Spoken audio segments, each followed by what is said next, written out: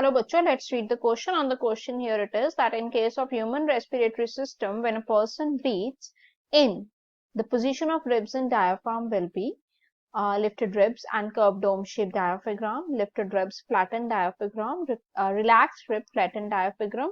Option D is relaxed ribs and curved dome shaped diaphragm. So student यहाँ पर हम लोग key concept को discuss करते हैं. So we could say that यहाँ पर key concept क्या हो जाएगा, that it would be human respiratory system. So student, जो ह्यूमन रेस्पिरेटरी सिस्टम है ये एक वास्ट या कॉम्प्लेक्स सिस्टम है, हम ये कह सकते हैं, जिसमें कि अलग अलग पार्ट्स हैं and every part is playing their own function. ठीक है, अगर मैं बात करूं जो हमारा रेस्पिरेशन सिस्टम है, it could start from knows. ठीक है, नोज से स्टार्ट होता है, उसके बाद फेरिंग्स आ जाता है. Okay, then there would be लैरिंग्स है जिसको हम लोग वॉइस बॉक्स बोलते हैं. फिर ट्रैकिया आ जाता है, ट्रैकिया के बाद ब्रोंकाई आता है, ब्रोंकाई के बाद ब्रोंक्यूल्स आते हैं एंड लंग्स हैं जो मेजर ऑर्गन है. ठीक है, दो लंग्स होते हैं, left and right. So considering here, अब हम डिस्कस कर रहे हैं कि जब हम ब्रीद इन करते हैं, ठीक है, तो क्या होता है.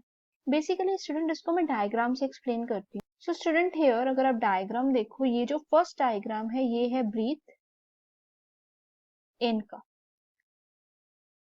ठीक है, और ये वाला जो डायग्राम है ये ब्रीथ आउट का है, ब्रीथ आउट.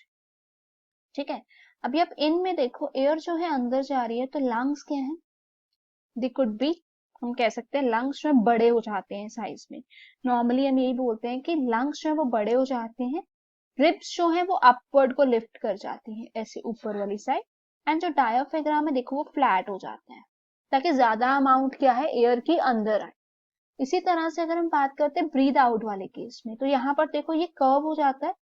ठीक है, जो रिब्स हैं वो भी क्या करते हैं, they could also be expanded, ताकि जो अमाउंट ऑफ एयर है ये जो है रिब्स यहाँ पर ये कॉन्ट्रैक्ट कर जाते हैं ताकि ज्यादा अमाउंट ऑफ एयर जो है वो बाहर जा सके. ठीक है, अगर मैं इसको नॉर्मली लिखकर भी बताऊं तो हम ये कह सकते हैं कि ह्यूमन रेस्पिरेटरी सिस्टम में ब्रीद इन के केस में रिब की मूवमेंट क्या होती है, the rib movement that is here जो इंटर कोस्टल मसल्स हैं वो कॉन्ट्रैक्ट करते. ओके, एंड इस वजह से क्या होता है, जो लिफ्टिंग होती है वो रिब्स की अपवर्ड हो जाती है, अपवर्ड, और हम इसको आउटवर्ड भी बोलते हैं, upward and outward. Okay, whereas if we talk about here about diaphragm movement.